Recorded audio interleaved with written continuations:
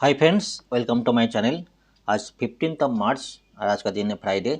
आज the Hindu newspaper का कुछ इंपॉर्टेंट आर्टिकल और डिटेल हम एनालिसिस करेंगे। कुछ टॉपिक काफ़ी दिन से चल रहा है, एक पॉवर्टी रिलेटेड टॉपिक चल रहा है, एक तो आप इलेक्शन कमिश्नर का बात चल रहा है, CAA बात चल रहा है, ठीक है। सिटीजन एक्ट के ऊपर अमेंडमेंट हुआ 2019 के ऊपर टॉपिक चल रहा है। इसके ऊपर काफ़ी सारे आर्टिकल आया था।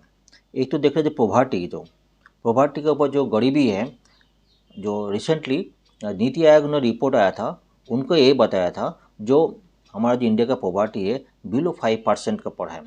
इसमें जो एक पॉवर्टी लाइन एज पर जो है लाइन दिया था 1500 रुपये 1800 रुपये समथिंग, जो उसका नीचे किसी का इनकम हो तो पॉवर्टी का अंदर आएगा। अगर उसको है इनकम, अगर कोई इनकम है 1800 रुपया 1500 रुपया, रूरल गाँव का अंदर 1500 रुपया है, उसका ऊपर इनकम होगा तो पॉवर्टी का अंदर नहीं आएगा, ठीक है।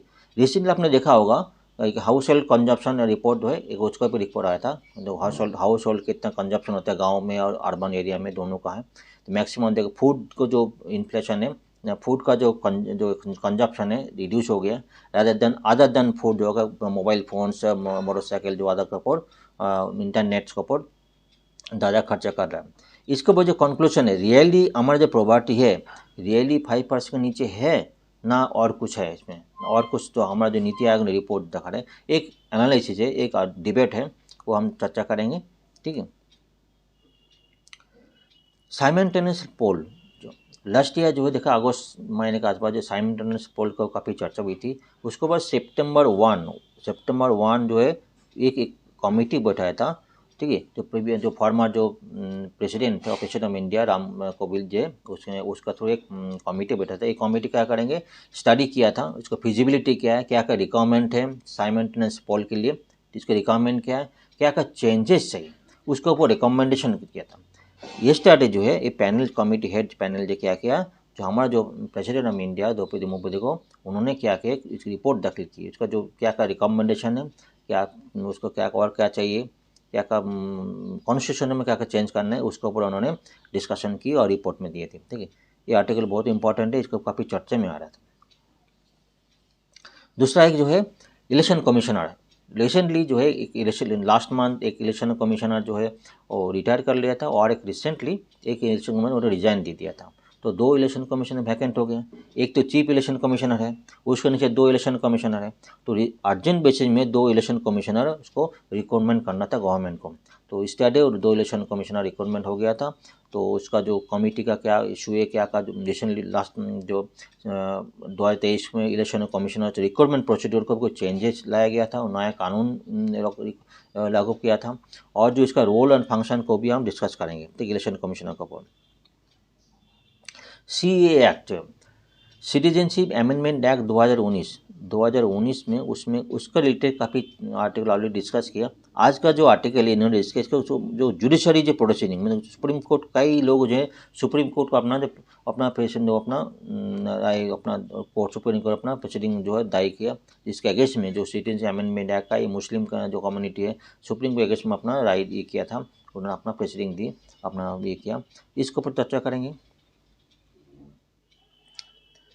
अगर इस टॉपिक का आप मेरे साथ जुड़ना चाहते हैं, इस टॉपिक का आपको PDF चाहिए तो क्या करना है, आपको वेरी ईजी है, कोई IAS टेलीग्राम चैनल ज्वाइन करना है। ज्वाइन करने वेरी ईजी है, आपको डिस्क्रिप्शन बॉक्स में इसका लिंक मिल जाएगा, लिंक में जाकर आप ज्वाइन कर सकते हैं, ठीक है। तो फर्स्ट आर्टिकल चलते हैं। रामनाथ कोविंद जी जो फॉर्मर जो प्रेसिडेंट ऑफ इंडिया, क्या किया ना, रिकमेंड जो पैनल जो है रिकमेंड साइमल्टेनियस पोल, ठीक है, common electoral poll in the report submitted president, ठीक, प्रेसिडेंट को सबमिट किया। तो 18,000 के ऊपर पैनल पे एक रिपोर्ट है। पर पैनल कब गठन हुआ था, 1 सितंबर 2023 को गठन हुआ था, ठीक है। एक्चुअली साइमल्टेनियस पोल कहाँ पे चर्चा आई थी, कहाँ पे मैटर क्या है, एक रिक्वायरमेंट क्या है, ये बात कहाँ से आई थी, ठीक है, इसका ज़रूरी क्या है। बाकी पहले साइमल्टेनियस अगर एक साथ होता था, बस हमारा जो जो इंडिपेंडेंस के बाद एक साथ साइमल्टेनियस पोल होता था, बाद में ब्रेकअप क्यों हुआ, कहाँ पे कॉन्स्टिट्यूशन है, कहाँ पे दिक्कत आ रही है, ये सारी पॉइंट है, डिस्कस करना बहुत इंपॉर्टेंट, आपको कॉन्सेप्ट बहुत क्लियर रहना बहुत ज़रूरी है, ठीक। अभी देखा कई जो अभी जो रिसेंट 2024 में, ठीक है, अभी जो है जनरल इलेक्शन है, मतलब प्राइम मिनिस्टर चूज होगा। उसके बाद जो है कई स्टेट में अलग अलग स्टेट का जो है चीफ मिनिस्टर चूज होता है।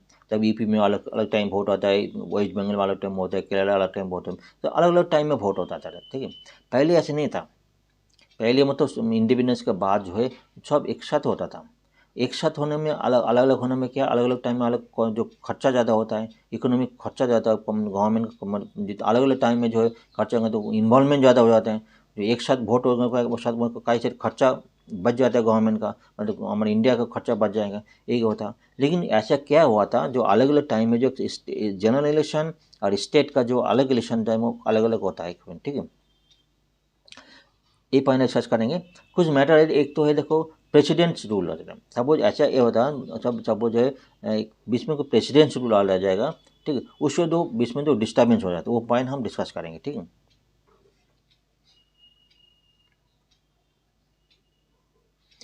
पहले आज का आर्टिकल हम देख लेते क्या बोल रहे हैं। High level committee headed by former president Ramnath Kovind ji ने क्या किया, Tuesday submitted one nation one election report उन्होंने सबमिट की। हमारा जो प्रेसिडेंट ऑफ इंडिया को सबमिट की उन्होंने रिपोर्ट, जो है 18,000 पेज का रिपोर्ट है।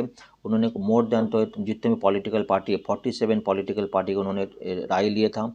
और जो उन्होंने न्यूज़पेपर में जो आम आदमी पार्टी का जो पीपल्स का भी जो है अपना राय देने के लिए न्यूज़पेपर पब्लिश किया था, न्यूज़पेपर में उन्होंने एडवर्टाइजमेंट दिए थे। उसमें कई लोगों जो अपना जो आम आदमी जो है पीपल जनगण जो अपना राय दिए थे, 80% ऊपर जो है पीपल जो है वहाँ से साइमल्टेनियस पोल का फेवर में है, ऐसा बताया जा रहा है।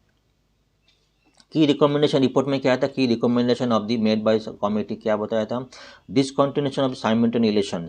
अगर साइमल्टेनियस इलेक्शन में क्या प्रॉब्लम होता है, साइमल्टेनियस इलेक्शन में ना होने में क्या प्रॉब्लम होता है, अलग अलग क्या होता है, इसको मैंने बताया।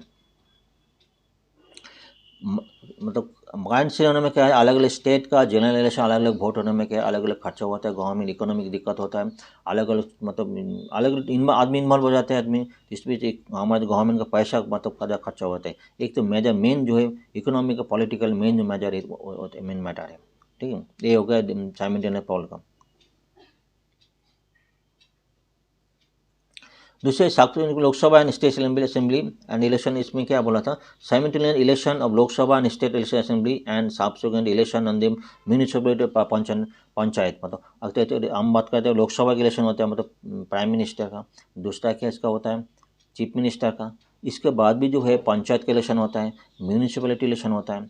इन सबको इकट्ठा करना पड़ेगा, मतलब सबको जो इकट्ठा करने के लिए बातचीत छिड़ी थी। इन्होंने अभी तो जनरल इलेक्शन है 2024 में, उसके बाद अब उनका एक अपॉइंटमेंट डेट किया जाए। ठीक है, अपॉइंटमेंट डेट पार्लियामेंट जब सेशन होगा, पार्लियामेंट सेशन में एक आपको सहमत में अपॉइंटमेंट डेट होगा, एक पर्टिकुलर डेट फिक्स होगा, कट ऑफ डेट। उसके बाद जो है जितने भी जो है स्टेट का इलेक्शन और जो है सेंटर का इलेक्शन एक साथ होगा। ठीक, उसके बाद उनको और भी कुछ पॉइंट उन्होंने बताया, वो भी डिस्कस करते हैं। लेकिन जो है उसके बाद जो है विद इन 100 डेज का अंदर पंचायत और जो है म्यूनिसिपैलिटी के इलेक्शन में होना चाहिए, और सारी इलेक्शन एक साथ हो जाएगा, उसके बाद 5 साल तक छुट्टी, ये बताया था। लेकिन उसके मतलब जो टेंचर ऑफ जो है मैटर आ रहा है स्टेट लेजिस्लेटिव असेंबली। ठीक है, अभी हम बात करें 2024 में जनरल इलेक्शन हो रहा है। ठीक है, 2024 में जनरल इलेक्शन हो रहा है। ठीक है, जनरल इलेक्शन हो रहा है। अभी सब 2027 में यूपी का इलेक्शन है, 2027 में यूपी इलेक्शन है। ठीक है, 2027 में यूपी का इलेक्शन, तो यूपी का इलेक्शन है, तो उसमें क्या होगा, टेंशन तो 5 ईयर्स है, मतलब सेंटर में अगर 5 साल तक राज करेंगे प्राइम मिनिस्टर, चीफ मिनिस्टर 5 साल तक उन्होंने राज करेंगे। ठीक है, अभी डेट जो है 2000 जो सेंटर में 2024 में वही 5 साल तक राज करेंगे, मतलब 5 साल तक प्राइम मिनिस्टर रहेंगे। तो अगर कोई डिजोल्यूशन ना हो तो मतलब नेक्स्ट इलेक्शन 2029 तक हो जाएगा। क्लियर है। स्टेट का जो है जिसका इलेक्शन जब वो 2022 को, वो भी 5 साल करेंगे, 22 को और 27 का होगा, 27 के बाद वो 5 साल और आगे करेंगे। ठीक है, लेकिन अगर दोनों को इकट्ठा करना है, मतलब सेंटर का स्टेट का इलेक्शन अगर इकट्ठा करना है, तो टेंचर जो है मतलब स्टेट का जो टेंचर है स्टेट गवर्नमेंट का, उसको भी रिड्यूस करना पड़ेगा। अब 2024 के बाद जनरल इलेक्शन हो रहा है, उसके बाद 2029 होगा, जो 24 के बाद 29 होगा। लेकिन जिसका 2027 को हो रहा है, 27 को हो जाएगा, लेकिन 27 के बाद जो दोबारा उस स्टेट का 29 को होगा दोबारा। मतलब जो 27 को मतलब उनको जो विन करेगा, जो सपोज यूपी में कोई अगर राज में आया, कोई बीजेपी राज में होगा, 2 साल के लिए 27 के बाद दोबारा 2029 को होगा, 2 साल उन्होंने स्टेट पे रह पाएंगे। समझ में आ रहा है।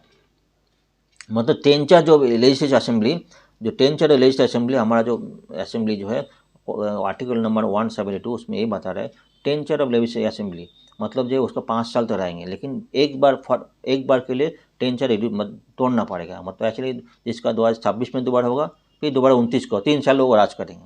जिसका 2027 को होगा वो भी 29 को होगा, मतलब 2 साल राज करेंगे। जिसको 28 को दोबारा 29 को होगा, मतलब 1 साल राज करेंगे। टेंचर जो है उसका आर्टिकल 172, कौन सा 172 को एक बार चेंज करना पड़ेगा।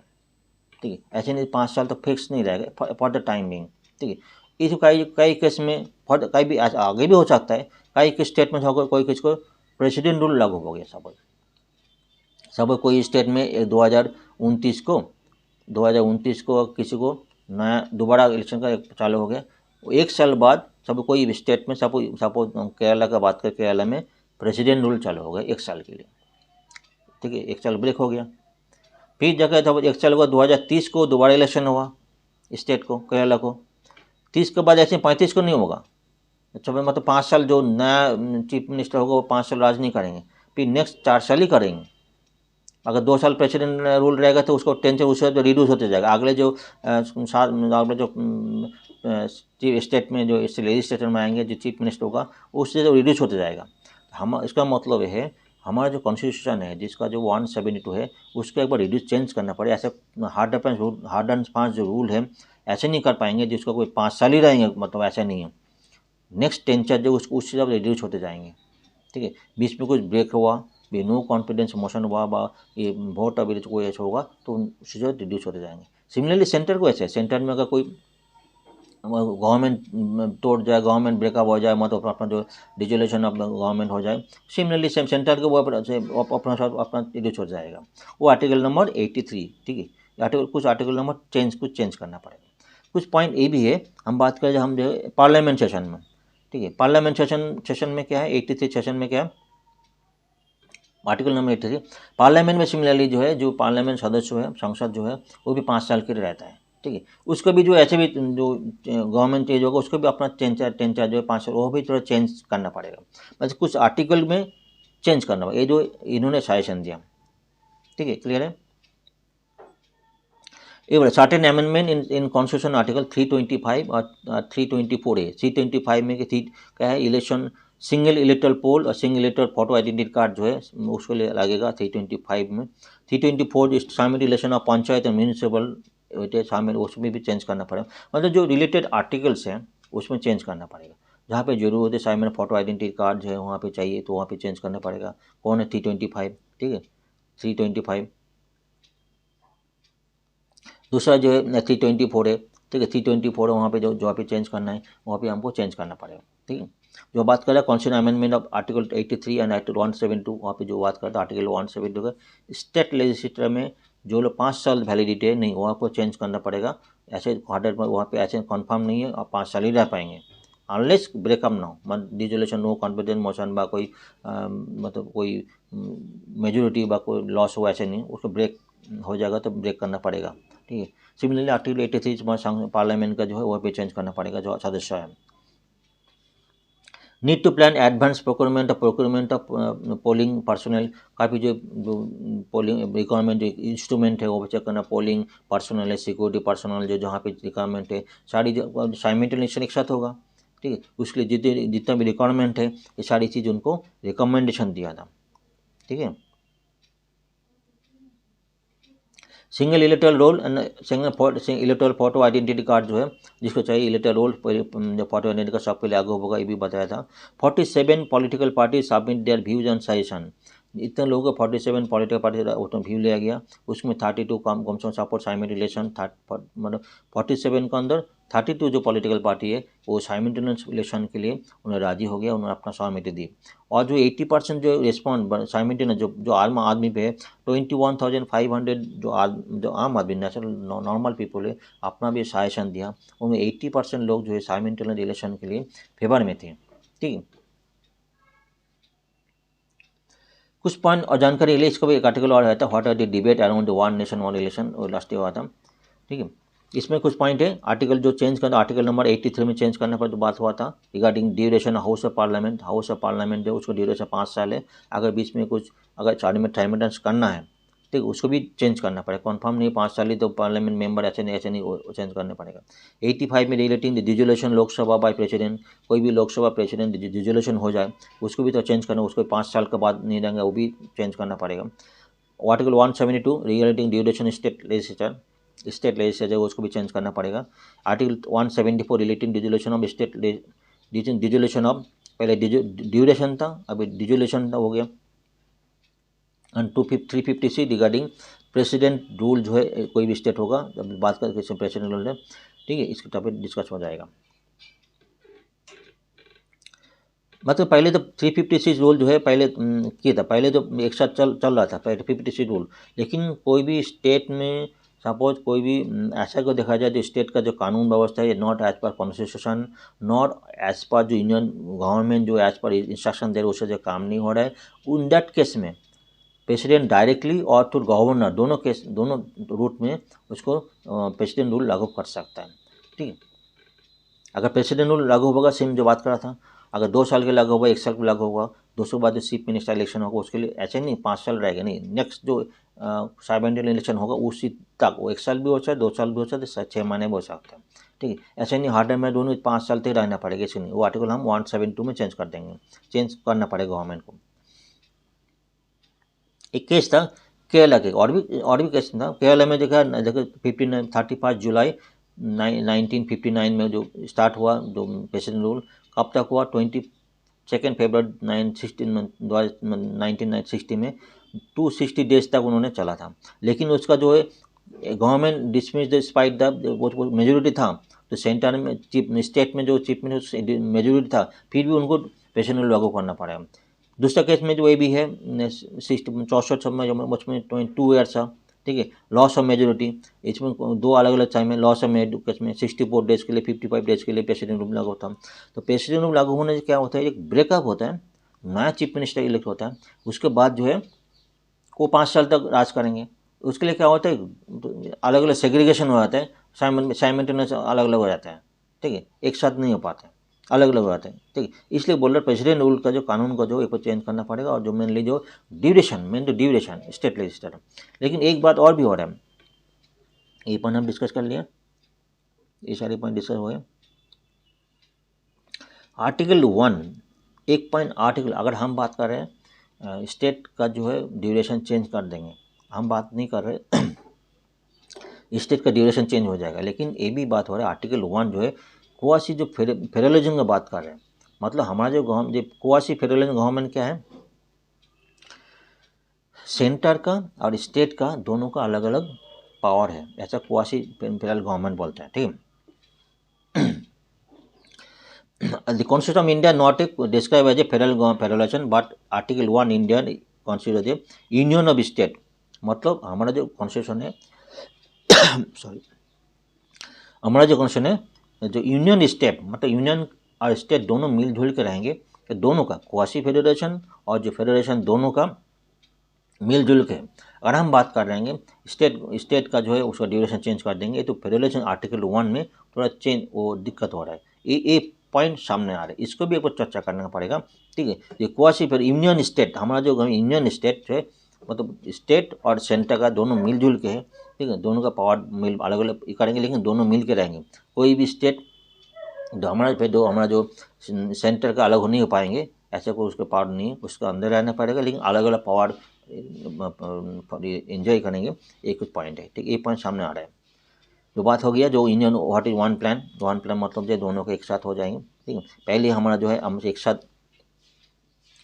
हो रहा था, लेकिन केरला में ब्रोकन, तो पहले तो केरला में क्या हुआ था 1951 में आफ्टर सेंटर ब्रोक आर्टिकल 356 मतलब प्रेसिडेंट लागू होने के बाद कई स्टेट में जो प्रेसिडेंट लागू हो गया, उसके बाद ब्रेक हो गया, ये बात इन्होंने बोल रहा है। ठीक है,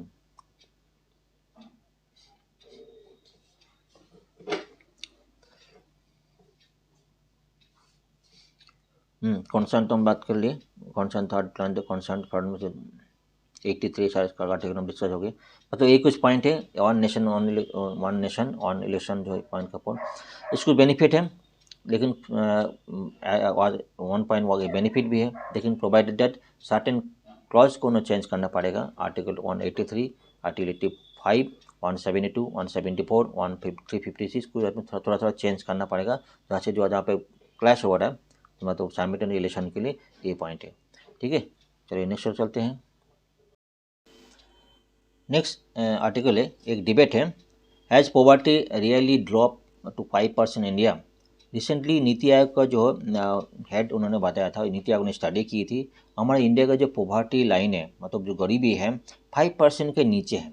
ठीक है, रिसेंटली एबी एक रिपोर्ट सर्वे जो हाउस होल्ड कंजप्शन एक्सपेंस सर्वे रिलीज हुई थी, उसमें ये भी देखा गया तो हमारा जो एक्सपेंडिचर खर्चा जो है मेनली जो फूड हैबिट था, उसके बाद अदर देन फूड हैबिट में हम रिड्यूस करके अदर देन फूड आइटम के ऊपर ज़्यादा खर्चा कर रहे हैं। ठीक है, ये भी पॉइंट है।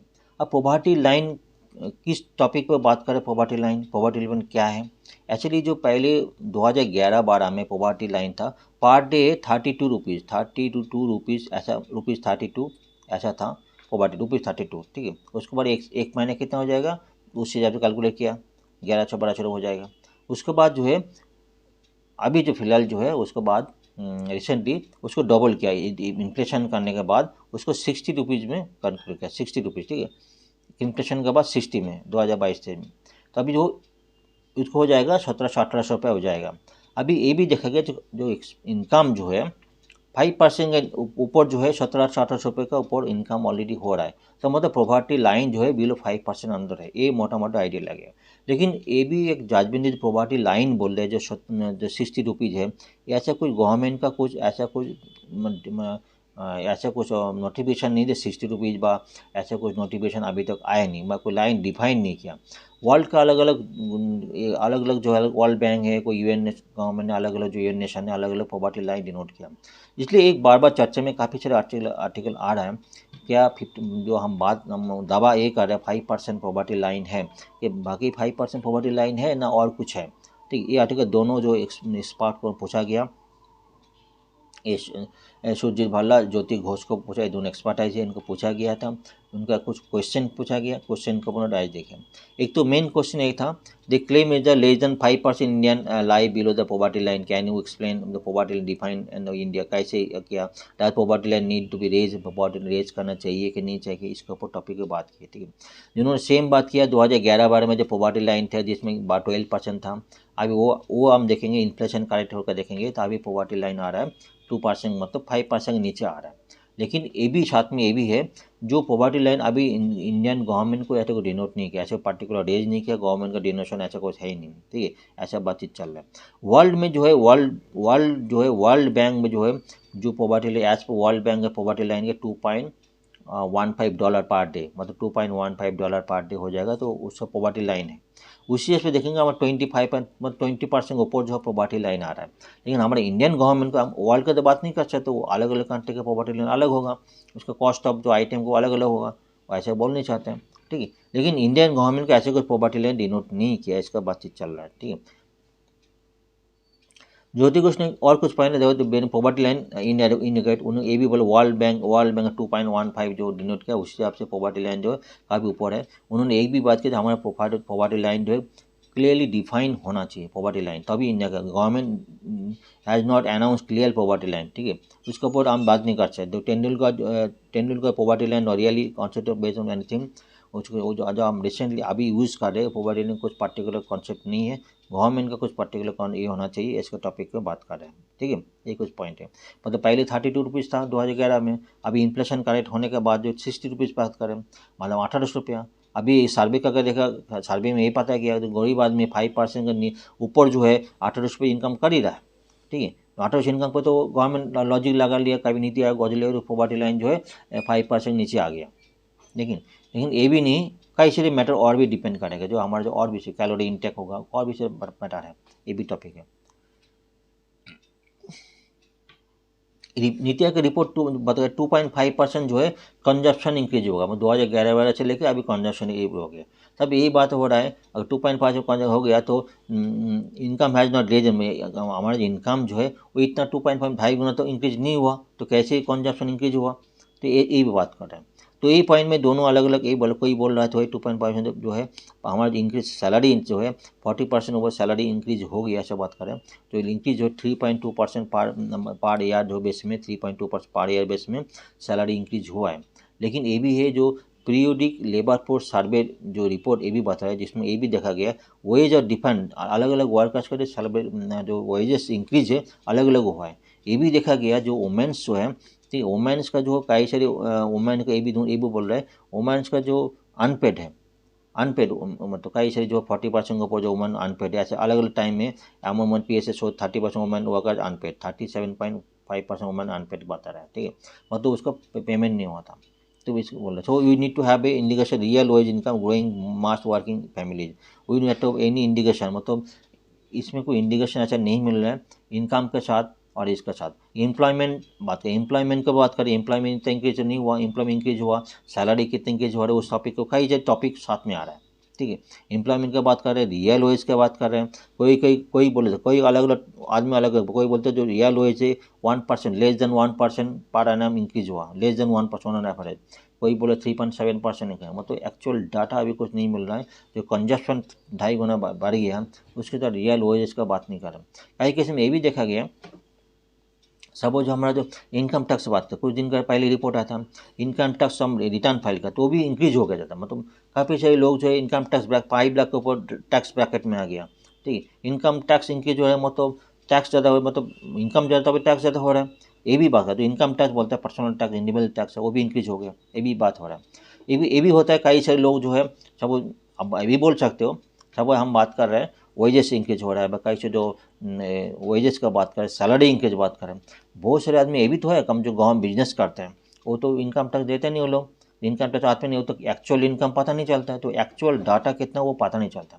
हम बात करें 2.5 गुना इंक्रीज हुआ, ठीक है, लेकिन सैलरी इंक्रीज नहीं है। देखो नॉन सैलरी है जो बिजनेस करता है उसका भी जो हमको पता कहते हैं कितना सैलरी इंक्रीज कर वो सैलरी आउटले करते हैं, एक्चुअल डाटा क्या है, बहुत लोग सैलरी इनकम टैक्स देता नहीं, ऐसे भी है, ये भी एक कंडीशन है भी है, तो हो सकता है ये भी इसलिए बोल रहे हैं एक्चुअल डाटा हमको पास अभी भी नहीं है, ठीक है।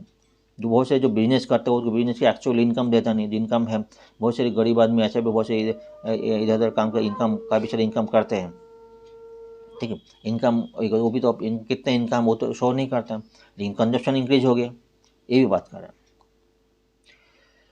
That site is unreliable. Government data की बात, गवर्नमेंट डाटा जो है वो बात की, गवर्नमेंट ने प्राइवेट डाटा की बात कर रहा है, ठीक है। तो हम बात करें 2017-18 का जो कंज्यूमर एक्सपेंड जो हाउस होल्ड कंजप्शन एक्सपेंड उसको नोटबंदी के बाद GST लगने के बाद वो एक्चुअल और बैड क्वालिटी बोले रिपोर्ट ने पब्लिश नहीं किया, लेकिन ये बोले पब्लिक रिपोर्ट को पब्लिश करना चाहिए, पब्लिश को भी एक्चुअल प्रॉब्लम क्या वो स्टडी करना चाहिए, तभी एक्चुअल पता लगेगा।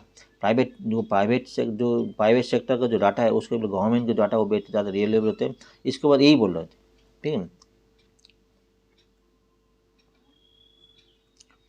Beyond just more spending beyond just food, मतलब आदमी जो फूड आइटम को ज़्यादा केरल ज़्यादा अनाज को ज़्यादा फूड आइटम ज़्यादा खर्चा करता है, अदर देन हमारा जो इसलिए बोल रहा है हमारा इकोनॉमिक प्रोग्रेस हुआ है कि नहीं हुआ, तो एक्चुअली ये दोनों यही बात बोल रहे हैं जो एक्चुअली इवन जो ये UN report 74% Indian population can not afford minimum nutrition diet. हमारा जो लाइन है पॉवर्टी लाइन है mainly based on calorie intake, कितना कैलोरी इंटेक हो जाएगा तो उसका हम पॉवर्टी लाइन बाहर बोल देंगे। लेकिन ये भी बात है 74% इंडियन पॉपुलेशन डा नॉट मिनिमम न्यूट्रिशन डाइट, ये भी होता है न्यूट्रिशन डाइट उनको पास है ही नहीं, ठीक है। ये भी पूछा, ये भी एक क्वेश्चन है, यही इसको बता बोले यूएस जो है और 80 में क्या कैलोरी इंपॉर्टेंट, हमारा 1980 से हमारा मन में यही था कैलोरी इंटेक हो जाएगा तो वो पॉवर्टी लाइन बाहर हो जाएगा, लेकिन ये भी नहीं। यूएस में भी जो है मैक्सिमम जो यूएस में 80% American women are malnutrition, ये भी पॉइंट है। यूएस तो बहुत अच्छे मतलब ये डेवलप कंट्री है, लेकिन 80% ऑफ माल न्यूट्रिशन, मतलब हमारे पॉवर्टी लाइन में बात करें जो इंटेक ऑफ कैलोरी इंटेक, वो एक लाइन जो डिटेन इसको बड़ा बड़ा रिसर्च होना चाहिए, इस टॉपिक को बात कर रहे हैं। Nutrition is a critical part of wellbeing, इस टॉपिक की बात कर रहे हैं, ठीक है।